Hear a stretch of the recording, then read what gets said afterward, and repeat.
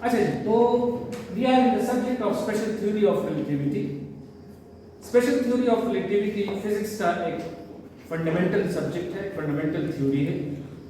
और आइंस्टाइन ने 1905 में जब वो इलेक्ट्रोमैग्नेटिक थ्योरी को स्टडी कर रहे थे, जो कि उस वक्त फिजिक्स की एक ब्रांच थी, वहां से उनको ये मोटिवेशन हुई कि न्यूटोनियन मैकेनिक्स में और इलेक्ट्रोमैग्नेटिक थ्योरी एक इनहेरेंट कंट्रडिक्शन, दोनों के दरमियान कुछ चीजों पे इख्तिलाफ है, वो फिर हम देखेंगे क्या है, लेकिन वो उस पर एग्री नहीं करते थे। और आइंस्टाइन ने देखा कि मसला कहाँ पे है, स्पेशल थ्योरी ऑफ रिलेटिविटी में है या न्यूटोनियन मैकेनिक्स में, और उसे लगा कि शायद ये मसला जो है वो न्यूटोनियन मैकेनिक्स में है।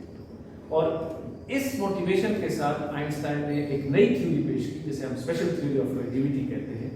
और स्पेशल थ्योरी ऑफ रिलेटिविटी को उसने बेसिकली 2 assumptions के ऊपर बेस किया, क्योंकि हर फिजिक्स की हर थ्योरी, स्पेशली फिजिक्स की थ्योरी कुछ पर्टिकुलर assumptions के ऊपर बेस्ड है, और assumption जितने कम से कम हो उतनी वो थ्योरी पावरफुल है। अगर ज्यादा assumptions होंगे, हम बहुत ज्यादा चीजें assume करेंगे, इसका मतलब ये है कि एक थ्योरी को स्टार्टअप देने के लिए हमने मल्टीपल चीजें assume की, लेकिन जितनी कम होगी थ्योरी उतनी पावरफुल होगी। आइंस्टाइन की ये special theory of relativity basically 2 assumptions के ऊपर बेस्ड है, ठीक है। और इन assumptions को हम postulates कहते हैं, यानी 2 postulates है, वो 2 ऐसी बातें कर रही है थ्योरी जो वो प्रूफ नहीं करती, उनसे वो स्टार्ट करती है, और जब वो उन बातों के बाद, उन postulates के बाद बहुत सारे उसके consequences आते हैं, वो इन्हीं postulates के consequences हैं। तो सबसे पहली बात तो ये है, और इम्पोर्टेंट बात ये है कि हमें वो assumptions समझनी चाहिए। और ये postulates होते हैं, ये बेसिकली लॉजिकल postulates होते हैं, लॉजिकल assumptions होती है, लॉजिकल एजुकेटेड guesses होते हैं, रैंडम नहीं होते कि बस जो बात भी करें, इस तरह नहीं है, लेकिन एक लॉजिकल assumption के साथ हम चलते हैं, और फिर उसके ऊपर थ्योरी बेस होती है। अब जैसे मैंने आपको कहा कि आइंस्टाइन ने तो इलेक्ट्रोमैग्नेटिक थ्योरी और न्यूटोनियन मैकेनिक्स के कंपैरिजन में जब वो कर रहे थे, और उसके अंदर एक कंट्रडिक्शंस थी। मिसाल के तौर पर स्पीड ऑफ लाइट के बारे में न्यूटोनियन मैकेनिक्स कुछ और कहती थी और इलेक्ट्रोमैग्नेटिक थ्योरी कुछ और कहती थी, ठीक है। तो जब उनको कंट्रडिक्शन नजर आई, एक ये कहती थी कि स्पीड ऑफ लाइट कांस्टेंट होनी चाहिए, एक कहती थी कि नहीं, स्पीड ऑफ लाइट कांस्टेंट नहीं हो सकती, वो ज्यादा भी हो सकती है। तो आइंस्टाइन ने दोनों चीजों को देखा, बेसिकली इलेक्ट्रोमैग्नेटिक थ्योरी को डिटेल में देखा, और फिर वहां से उन्होंने एक नई थ्योरी बनाई, स्पेशल थ्योरी ऑफ रिलेटिविटी। क्योंकि उस वक्त जो कॉमन सेंस प्रिवेल करता था, कॉमन सेंस जो एक्सपेरिमेंट से डिराइव होता है ना, हमारी ऑब्जर्वेशन से डिराइव होता है, तो वो जो प्रिवेल करता था, ये थ्योरी उसके साथ मैच नहीं करती थी, उस वक्त जो कॉमन सेंस था। तो हमें अपनी इवन कॉमन सेंस को बदलना पड़ा, इसलिए आइंस्टाइन इसके लिए मशहूर हुआ और एक सेलिब्रिटी थ्योरी बनी। अब तो ये एक डेली रूटीन की बात हो गई है स्पेशल रिलेटिविटी, लेकिन उस वक्त वो डेली रूटीन की बात नहीं थी। और जो चीज़ों के बारे में, मसलन इसके जो कॉन्सिक्वेंसेस हैं, टाइम डायलेशन है, लेंथ कंट्रैक्शन है, उसके बारे में जो हमारी यूजुअल कॉमन सेंस थी, जो वो चीज़ें जो हमें उस वक्त नजर आती थी, उसे जो हमने डिराइव की हुई थी लो स्पीड्स के ऊपर, उसको उसने चैलेंज किया।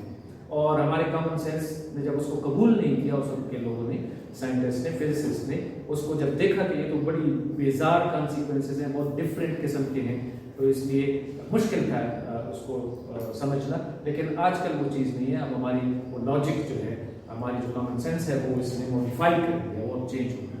तो इसलिए आप भी देखें कि क्या वो कॉमन सेंस थी जिसको इसने मॉडिफाई किया, क्यों इतना ड्रास्टिक चेंज आया, और क्या वो चीज़ें जो पहले आइंस्टाइन से पहले लोग मिस कर रहे थे, और आइंस्टाइन ने उनको समझाया कि नहीं, इसमें इस तरह नहीं है, चीज़ें मुख्तलिफ। तो चलते हैं पोस्टुलेट्स की तरफ। जैसे मैंने आपको बताया कि 2 फंडामेंटल पोस्टुलेट्स, 2 बेसिक पोस्टुलेट्स हैं इस थ्योरी के। पहले तो उनके नाम, जो पोस्टुलेट्स हैं, पहली पोस्टुलेट का नाम है रिलेटिविटी पोस्टुलेट, और दूसरे का नाम है स्पीड ऑफ लाइट पोस्टुलेट, ठीक है। इनके अपने नाम, रिलेटिविटी पोस्टुलेट और स्पीड ऑफ लाइट पोस्टुलेट, दोनों के बारे में बात करते हैं। पहले हम बात करते हैं स्पीड रिलेटिविटी पोस्टुलेट।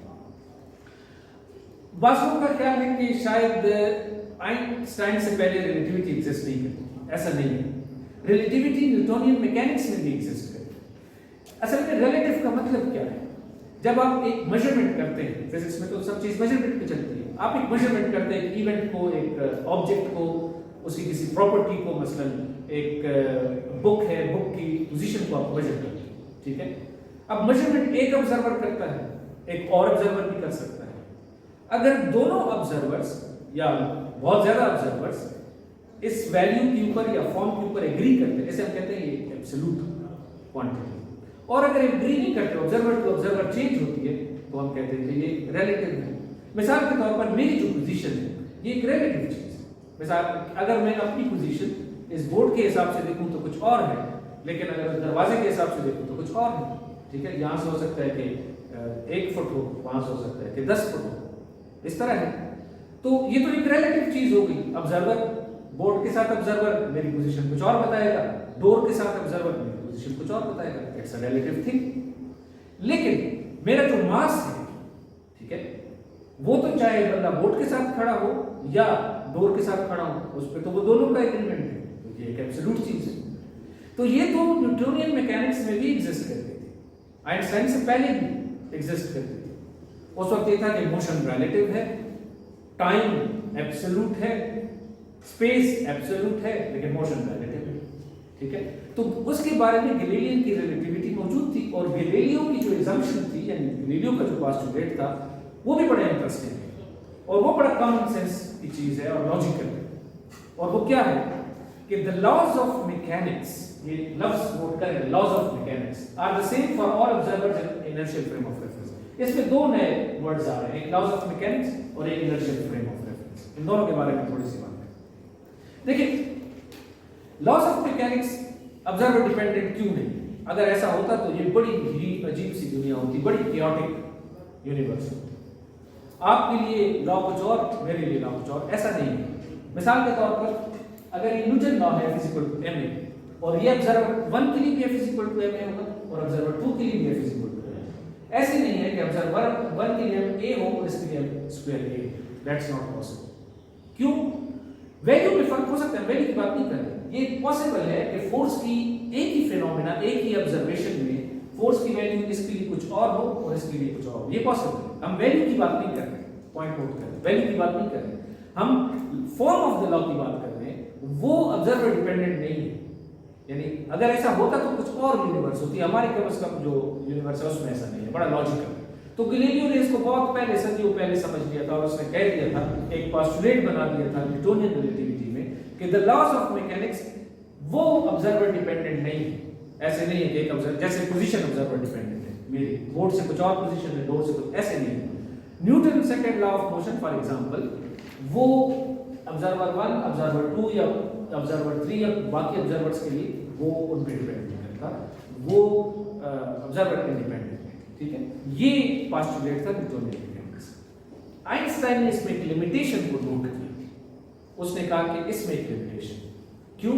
आपने मैकेनिक्स को शामिल किया है, आपने इलेक्ट्रोमैग्नेटिक थ्योरी को छोड़ दिया। अब फिजिक्स तो पूरी इलेक्ट्रोमैग्नेटिक थ्योरी, यानी चार्जेस, जैसे अभी आप पढ़ते हैं चार्जेस की motion, Ampere's law, Gauss's law, Coulomb's law, ये कहां है? ये भी तो शामिल करें इसमें। ठीक है, तो बड़ा स्ट्रेट फॉरवर्ड बात थी कि इसको जनरलाइज करें, और आइंस्टाइन ने इसको जनरलाइज किया, और उसने कहा कि द लॉज ऑफ फिजिक्स, तो वो उसको चेंज कर दिया, लॉज ऑफ फिजिक्स। ठीक है, लॉज ऑफ मैकेनिक्स नहीं, laws of physics. Point note की, लॉज ऑफ फिजिक्स से लॉज ऑफ मैकेनिक्स से लॉज ऑफ मैकेनिक्स। और लॉज ऑफ फिजिक्स में अब क्या चीज उसने शामिल की? उसने कूलम्स लॉ भी शामिल किया, मैक्सवेल्स इक्वेशन जिसे हम कहते हैं, ईएमटी उसके अंदर उसने शामिल किया।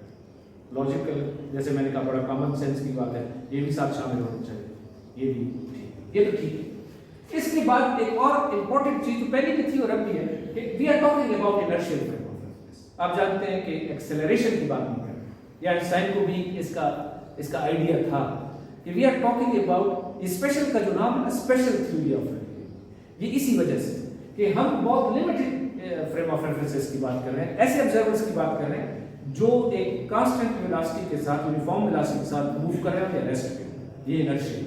हम एक्सेलरेटेड फ्रेम ऑफ रेफरेंस की बात नहीं कर रहे, वहां बात कर अजीब हो जाती है। उसके बारे में आइंस्टाइन की एक और थ्योरी है, जैसे जनरल थ्योरी ऑफ रिलेटिविटी कहते हैं, और उसका नाम भी इसी वजह से है कि स्पेशल, मिसाल के तौर पर कुछ पर्टिकुलर ऑब्जर्वर्स की बात हो रही है तो स्पेशल लोग हैं, और नाम बाद में पड़ा था, शुरू में आइंस्टाइन ने नाम स्पेशल नहीं दिया था, नाम तो फिर इसलिए बाद में पड़ा कि आइंस्टाइन ने कहा कि इसमें मैं एक्सेलरेटेड फ्रेम ऑफ रेफरेंसेस को भी शामिल कर रहा हूं, तो वो जनरल थ्योरी ऑफ रिलेटिविटी हो गई, वो बेसिकली ग्रेविटेशन की थ्योरी है, और जो स्पेशल थ्योरी ऑफ रिलेटिविटी है ये सिर्फ इनर्शियल फ्रेम ऑफ रेफरेंसेस की है या ऑब्जर्वर्स की है, जिसमें एक्सेलरेशन नहीं होती। तो ये जो फर्स्ट पोस्टुलेट है इसके ऊपर तो पूरी दुनिया का एग्रीमेंट है और सारे लोग समझते हैं ये कॉमन सेंस से भी डिराइव्ड है और ये तो ठीक है, इसमें कोई मसला नहीं। ठीक है, ये हमारा बेसिकली ऐसे होना नहीं चाहिए। Laws of physics observer dependent नहीं होने चाहिए। ठीक है ना, हमारी नेचर जो है वो ऑब्जर्वर को ऑब्जर्वर प्रेफर नहीं करती, कोई प्रेफर्ड फ्रेम ऑफ रेफरेंस नहीं है। ऐसा नहीं है कि कायनात में दूर कहीं कोई एक फ्रेम ऑफ रेफरेंस है या कोई ऑब्जर्वर बैठा है या कोई बंदा बैठा है वो उसके हिसाब से सारी कैलकुलेट, ऐसे नहीं। सारे रिलेटिव हैं, सारे ऑब्जर्वर इक्वली गुड, कोई उनमें प्रेफर्ड फ्रेम ऑफ रेफरेंस नहीं। ये साइंस है और इसमें डिफेक्ट है। ठीक ओके, तो ये फर्स्ट पोस्टुलेट है। अब जाते हैं second postulate, the speed of light postulate. The speed of light in vacuum has the same value c in all directions and in all reference points. ये बात, ये जो पोस्टुलेट है इसके बारे में काफी डिबेट हुई है आइंस्टाइन के। बाद लोग ये समझते हैं कि जी ये तो रिडंडेंट है, मतलब गैर जरूरी है। जब आपने कह दिया कि all laws of physics same है तो उसमें स्पीड ऑफ लाइट की बात भी आ गई। आप इसको अलग से क्यों डिराइव कर रहे हैं, अलग से क्यों इसको पोस्टुलेट कह रहे हैं? आप लोग ये इशू थोड़ा फिलोसॉफिकल है, टेक्निकल तो बस, लेकिन स्टिल इसके अंदर बात है। ज्यादा लोग यही कहें कि ये भी एक इंडिपेंडेंट चीज है। ठीक है, स्पीड ऑफ, क्योंकि ये लोग, यानी अब मैं आपको बात बताऊं कि अगर आप ये कह रहे हैं कि स्पीड ऑफ लाइट, तो आप ये समझ रहे हैं कि special theory of relativity electromagnetic theory की एक सब थ्योरी है, एक छोटी थ्योरी है, क्योंकि स्पीड ऑफ लाइट की बात करते हैं। तो वो इस तरह नहीं है। यानी मेरा ख्याल है स्पीड ऑफ लाइट जो है ये एक इंडिपेंडेंट पोस्टुलेट है। अगर आपके पास पहला पोस्टुलेट ट्रू भी है, still you have to say this as an assumption, basic assumption, that light, the speed of light is constant and it has an ultimate speed. ये अभी हम साबित करेंगे। 12 ये दो बेसिक पोस्टुलेट्स हैं कि स्पीड ऑफ लाइट कांस्टेंट है ऑल डायरेक्शंस में और ऑल फ्रेम ऑफ रेफरेंस में। कोई भी दो फ्रेम ऑफ रेफरेंसेस जो है इस पे डिसएग्री नहीं करेंगे। ये न्यूटोनियन मैकेनिक्स की चीज है, तो इसलिए इसको एम्फसाइज करके यहाँ पर लाएंगे। वहां पर कोई पार्टिकल जो है कोई भी स्पीड ले सकती है, स्पीड ऑफ लाइट से ज्यादा भी, इवन लाइट खुद किसी भी स्पीड के साथ ट्रेवल कर सकती थी। तो उसको आइंस्टाइन ने खत्म किया और कहा कि स्पीड ऑफ लाइट तमाम फ्रेम ऑफ रेफरेंसेस में कांस्टेंट है। अगर फ्रेम ऑफ रेफरेंस मोशन कर रहे हो, रिलेटिव मोशन में भी तब भी कांस्टेंट है। अभी हम इसको चेक नहीं करेंगे। ठीक हो, तो ये दो पोस्टुलेट्स हैं। अब 1964 में बर्टोजी, ये बड़ा इंटरेस्टिंग चीज है और जैसे मैंने कहा ये आपके लिए एक नई चीज होगी। शायद ये पोस्टुलेट्स आपने पहले पढ़े हो, लेकिन कोई कितने लोग हैं जो पहले नाम बर्टोजी का सुन चुके हैं? तो बर्टोजी एक्सपेरिमेंट जो है 1964 में, ये इंटरेस्टिंग है, मैं भी आपको बताता हूँ कि बर्टोजी ने बाकायदा इसके बारे में एक एक्सपेरिमेंट किया कि स्पीड ऑफ लाइट पोस्टुलेट के बारे में कि क्या वाकई स्पीड ऑफ लाइट कांस्टेंट है, इसकी वैल्यू 3×10⁸ मीटर पर सेकंड है अप्रोक्सीमेटली, और क्या ये ऑब्जर्वर इंडिपेंडेंट है, उसके बारे में उसने एक्सपेरिमेंट किया। और वो क्या एक्सपेरिमेंट था, यहां पर आप देखें कि ये एक काइनेटिक एनर्जी, और देखिए पहले मैं एक्सपेरिमेंट से पहले मैं आपको थ्योरेटिकली बताऊं कि क्या चीज है इसके अंदर। यहां पर हमने काइनेटिक एनर्जी फर्स्ट करें इलेक्ट्रॉन की या किसी पार्टिकल की हुई है, और यहां पर जो है ये स्पीड है। अगर ये रेड लाइन जो है ये आपकी रिलेटिविस्टिक है, और जो ग्रीन लाइन है ये क्लासिकल या नॉन रिलेटिविस्टिक कहना चाहिए, नॉन रिलेटिविस्टिक। अगर आप स्पीड बढ़ाते हैं, ठीक है, तो अगर आप काइनेटिक एनर्जी का फार्मूला देखें तो हाफ mv स्क्वायर है, तो क्लासिकली तो यही है ना कि स्पीड बढ़नी चाहिए, काइनेटिक एनर्जी बढ़नी चाहिए। देखें यहां पर क्या होगा, काइनेटिक एनर्जी जैसे जैसे आप स्पीड बढ़ा रहे हैं काइनेटिक एनर्जी भी बढ़ रही है, और इस तरह की लाइन ऐसे लानी चाहिए, ठीक है। लेकिन अगर आप स्पेशल थ्योरी ऑफ रिलेटिविटी से काइनेटिक एनर्जी का फार्मूला निकालें, जो बाद में हम फिर डिटेल में देखेंगे कि m0c² ये मास इंक्रीज भी होता है, ये भी एक कॉन्सिक्वेंस है, तो ये फार्मूला है। अगर आप यहां पर वैल्यूज पुट करें तो ये होता ये है कि जैसे जैसे आप जाते हैं तो काइनेटिक एनर्जी जो है वो बढ़ती है, लेकिन वो स्पीड जो है वो कभी भी स्पीड ऑफ लाइट से ज्यादा नहीं होती, पार्टिकल आपको स्पीड से ज्यादा नहीं मिलती, ठीक है। यानी अगर आप काइनेटिक एनर्जी मेजर कर रहे हैं, काइनेटिक एनर्जी मेजर कर रहे हैं, और उस काइनेटिक एनर्जी पे आप स्पीड को एक्सपेरिमेंटली डिटरमिन करें कि कितनी स्पीड है, तो क्लासिकल आपको ये कहता है कि फर्स्ट करें आपकी काइनेटिक एनर्जी अगर 2 है तो आपकी स्पीड ऑफ लाइट से ज्यादा भी हो सकती है।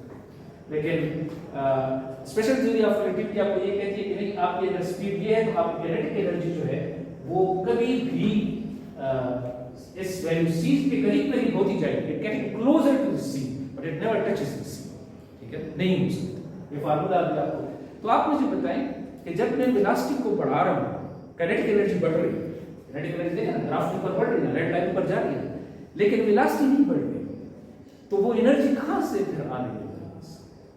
यानी एक पार्टिकल को अगर मैं फोर्स दे रहा हूं, फोर्स उस पर लगा रहा हूं, ठीक है, तो उसकी तो स्पीड बढ़नी चाहिए, और जब बहुत हाई स्पीड बहुत इनफाइनाइट फोर्स उस पर लगाऊं तो उसकी फिर स्पीड नहीं बढ़ती, लेकिन काइनेटिक एनर्जी बढ़ रही है, तो ये जो मैं फोर्स लगा रहा हूं जिसकी वजह से वो एनर्जी आ रही है, वो किधर जा रही है? वो मास होते हैं, पूरा ये मास वो मास में जाता है। ये न्यूटोनियन मैकेनिक्स में नहीं था, मास तो कांस्टेंट है, तो वो स्पीड और मास के दरमियान एक इंटरप्ले है, फार्मूले में देखें ना, स्पीड और मास के दरमियान एक इंटरप्ले है। आपकी जो एक्स्ट्रा एनर्जी है जो आप फोर्स के जरिए से दे रहे हैं पार्टिकल को, वो स्पीड में नहीं जा रहा, वो मास में, वो इंटरप्ले है। तो ये करेक्ट फार्मूला था जो आइंस्टाइन ने बताया। इसको बर्टोसी ने बकायदा टेस्ट करते हैं, देख लेते हैं 1964 में। और बर्टोसी का ये अल्टीमेट स्पीड के बारे में टेस्ट था, वो ये था कि उसने एक वहां पर एक प्लेट थी और यहाँ पर एक पोटेंशियल थी, और यहाँ से कुछ पार्टिकल्स फर्ज करें इलेक्ट्रॉन्स, वो यहाँ पर वो लेके आए। अब यहाँ पर उसने एक्चुअली तो काइनेटिक एनर्जी मेजर करनी थी ना, कि कितनी काइनेटिक एनर्जी, और अगर काइनेटिक एनर्जी उसने वहां पर जो प्लेट लगी हुई है ना, मेटालिक प्लेट लगी हुई है फॉर एग्जांपल, वहां पर ये सारे इलेक्ट्रॉन को आप एंड पे देख रहे हैं, सारे इलेक्ट्रॉन उसके ऊपर टकरा रहे हैं, तो उस टकराने से क्या होगा कोलिजन से, कि उस प्लेट की जो एनर्जी है, टेम्परेचर है, वो इंक्रीज करे, क्योंकि ये इसमें एनर्जी डिपार्ट करेंगे, और ये टेम्परेचर आप देखिए यहाँ पर डेल्टा टी लिखा हुआ, और काइनेटिक एनर्जी जो है वो मास, स्पीड c और delta T divide by number of particles, क्योंकि इसमें कितने इलेक्ट्रॉन्स है वो भी करें। तो यहाँ से अगर आप काइनेटिक एनर्जी इसकी मेजर करें with the, then it is directly proportional to change in temperature. अच्छा मेरे पास प्लेट है, यहाँ से पार्टिकल आया, इसके साथ टकराया, इसको एनर्जी दी, तो प्लेट का टेम्परेचर ज्यादा हुआ, ठीक है। अब प्लेट का टेम्परेचर ज्यादा हुआ है, तो उधर से आप जो पार्टिकल कोलिजन की है ना, उसकी काइनेटिक एनर्जी कैलकुलेट कर सकते हैं। इफ यू नो दी, अगर आप प्लेट का टेम्परेचर मेजर करें ना, और टाइम भी मेजर करें कि यहाँ से यहाँ तक पार्टिकल को जाने में कितना टाइम है, और आप प्लेट का टेम्परेचर मेजर करें, तो वहां से आप काइनेटिक एनर्जी कैलकुलेट कर सकते हैं। और इस काइनेटिक एनर्जी को जब बर्टोजी ने प्लॉट किया, तो वो एग्जैक्टली वही स्पीड ऑफ लाइट वो स्पेशल थ्योरी ऑफ रिलेटिविटी के साथ मैच कर रहा था। तो इस तरह बर्टोजी ने बाकायदा एक एक्सपेरिमेंट करके ये देखा कि अगर आप मसलन यहाँ पर पार्टिकल्स की वेलोसिटी को बहुत भी बढ़ाएं, फिर इंक्रीज करते जाएं, कभी भी काइनेटिक एनर्जी बढ़ती जाएगी, काइनेटिक एनर्जी बढ़ेगी, और यहाँ से वो ऑसिलोस्कोप के जरिए से स्पीड ऑफ पार्टिकल्स को भी मेजर कर रहा था कि कितनी स्पीड, वो स्पीड कभी भी नहीं टच नहीं, काइनेटिक एनर्जी बढ़ रही थी लेकिन स्पीड नहीं बढ़ रही, यानी स्पीड बढ़ती है लेकिन c से आगे नहीं थी। तो इस तरह बर्टोजी ने बाकायदा एक्सपेरिमेंटली ये साबित किया कि जो स्पीड किसी भी पार्टिकल की है, वो ultimate speed c, speed of light से ज्यादा नहीं हो सकती। तो ये सेकंड पोस्टुलेट का एक तरह से टेस्ट था। अच्छा, इसके अलावा भी ये दो टेस्ट हैं, एक तो ये एक्सपेरिमेंटल टेस्ट जो बर्टोजी ने किया, और इसके अलावा एक और टेस्ट है जो कि पार्टिकल एक्सेलरेटर्स ने किया है। अब देखिए, अगर स्पीड ऑफ लाइट जो है वो ऑब्जर्वर डिपेंडेंट नहीं, बात यही है कि स्पीड ऑफ लाइट कांस्टेंट है, वो ऑब्जर्वर डिपेंडेंट नहीं है, तो हम कैसे पता कर सकते हैं कि ऑब्जर्वर डिपेंडेंट है? तो ये LHC के अंदर, ये भी 1964 के अंदर ये एक्सपेरिमेंट किया गया कि अगर हमारे पास एक पार्टिकल है जिसे हम कहते हैं पायॉन, अगर हमारे पास न्यूट्रल पायॉन हो, ये एक शॉर्ट लिव्ड पार्टिकल है और बहुत जल्दी डिके करता है 2 फोटॉन्स, ठीक है। अब देखिए अब एक्सपेरिमेंट कैसे डिजाइन किया।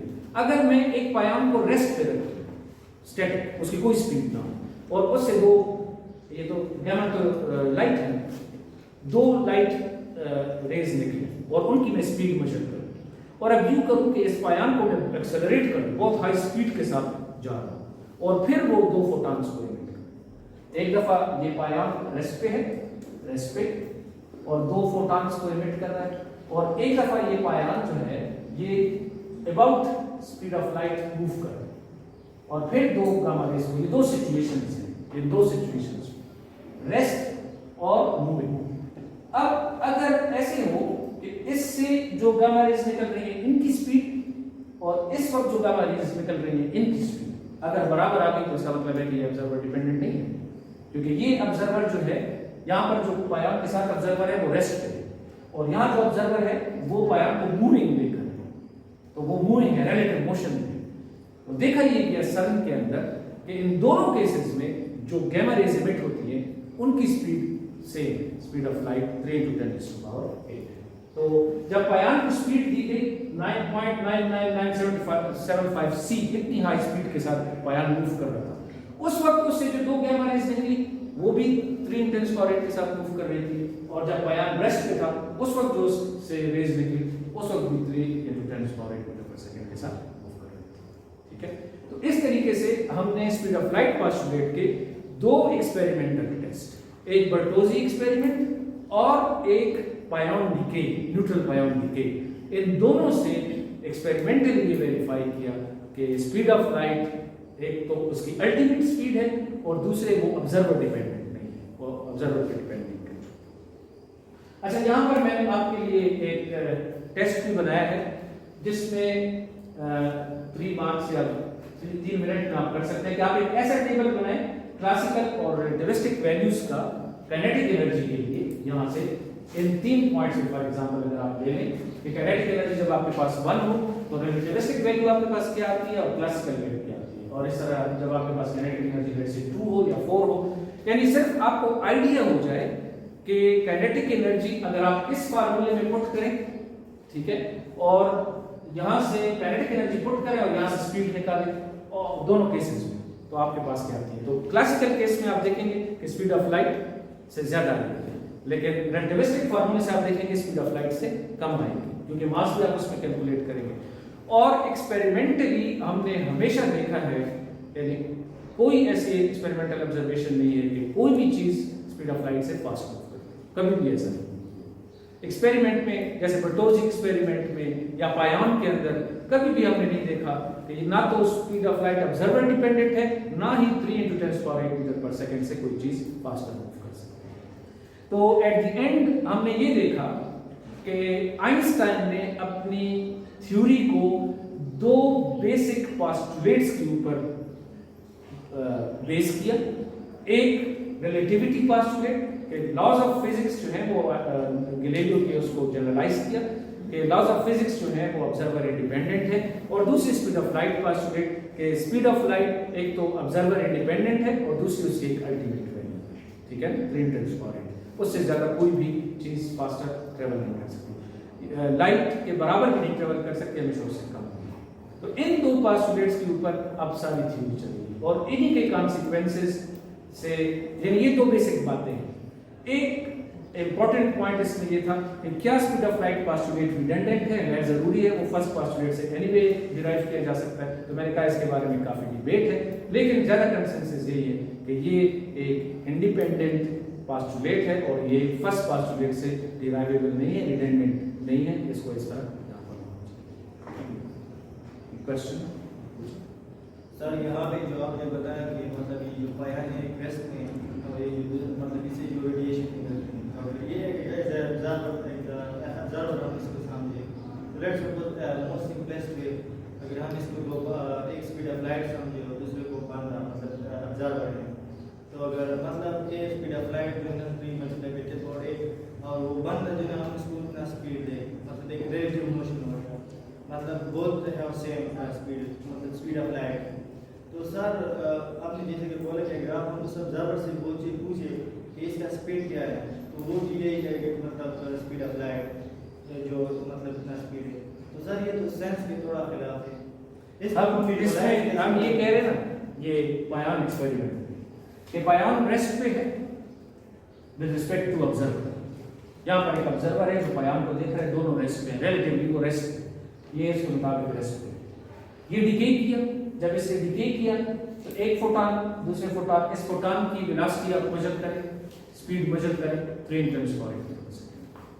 अब आप इधर एक ऑब्जर्वर है, ये यहाँ पर एक ऑब्जर्वर था, ये ऑब्जर्वर नंबर 1, और इसने इसके हिसाब से ये रेस्ट, इसकी स्पीड 0 थी, बयान की स्पीड 0 थी, यू कह रहे। अब यहाँ पर एक ऑब्जर्वर नंबर 2 है और यहाँ पर इसकी बयान की स्पीड जो है वो तकरीबन जो मैंने अभी कहा यूज वो अबाउट यहाँ पर जो हमने मेंशन की 0.999975 सी। अब तो ये मूविंग है ना, रिलेटिवली मूविंग है। अब ये डिके करता है 2 फोटॉन में, इसकी स्पीड आप दोबारा मेजर करें वही, इस केस में भी 3 × 10⁸ मीटर पर सेकंड अबाउट, और इस केस में भी 3 × 10⁸ मीटर पर सेकंड अबाउट। इसका मतलब ये है कि एक वो ऑब्जर्वर जो रेस्ट पे है विद रिस्पेक्ट टू पायान, उस वक्त या इसकी स्पीड फोटॉन की स्पीड, और इस वक्त जब ये इतनी हाई स्पीड के साथ मूव कर रहे हो सकता, तो ऑब्जर्वर डिपेंडेंट नहीं है। मतलब ये जो है दोनों केसेस में आपने देखा रिलेटिव मोशन डिपेंडेंट नहीं है, यानी ये मोशन पे डिपेंड नहीं करता। पायान मोशन में था या रेस्ट में था, उससे जो फोटॉन इमिट हुए उनकी स्पीड उस पर डिपेंड नहीं करती। तो ये एक टेस्ट है, एक्सपेरिमेंटल ऑब्जर्वेशन है, जिससे ये साबित होता है कि स्पीड ऑफ लाइट जो है वो ऑब्जर्वर इंडिपेंडेंट भी है और अल्टीमेट स्पीड भी उससे ज्यादा नहीं जा सकती। तो ये एक टेस्ट है। एक बर्टोजी वाला है। बर्टोजी वाले एक्सपेरिमेंट में ये है कि आप क्या करते हैं कि आप यहाँ से आपके पास पार्टिकल्स आ रहे हैं, लेट्स से इलेक्ट्रॉन, और वो प्लेट के ऊपर स्ट्राइक कर रहे हैं। अब आप उन पार्टिकल्स की स्पीड को बढ़ाएं, ठीक है ना, यहाँ पर आप उनकी स्पीड को बढ़ाएं, और यहाँ से काइनेटिक एनर्जी, तो आप उनकी स्पीड और काइनेटिक एनर्जी को जब प्लॉट करेंगे तो काइनेटिक एनर्जी तो बढ़ रही है, ऊपर जा रही है, स्पीड नहीं बढ़ रही। क्यों? कि जो आप इलेक्ट्रॉन्स के ऊपर जो फोर्स ज्यादा लगा रहे हैं, that is going into the increase in mass. तो वो जो पोस्टुलेट है, यानी आइंस्टाइन ने कहा कि ये मैं कह रहा हूँ, ये पोस्टुलेट है, स्पीड ऑफ लाइट से कभी भी कोई चीज फास्टर नहीं जा सकती, और ये ऑब्जर्वर डिपेंडेंट भी नहीं है। ऐसे नहीं है कि एक ऑब्जर्वर की स्पीड ऑफ लाइट कुछ और दूसरे ऑब्जर्वर कुछ और, ये कांस्टेंट है, एब्सोल्यूट वैल्यू, इससे ज्यादा नहीं। ये पोस्टुलेट है, फिर इसके बाद बातें होंगी, लेकिन ये पोस्टुलेट है जो कि वहां पर है, और इसके बाद जो है वो इसके कॉन्सिक्वेंसेस पे बातें होंगी। लेकिन आइंस्टाइन की स्पेशल थ्योरी ऑफ रिलेटिविटी में एक ये फंडामेंटल बात है कि अल्टीमेट स्पीड ऑफ लाइट जो है ये ऑब्जर्वर इंडिपेंडेंट है। जी ठीक है, थैंक यू वेरी मच।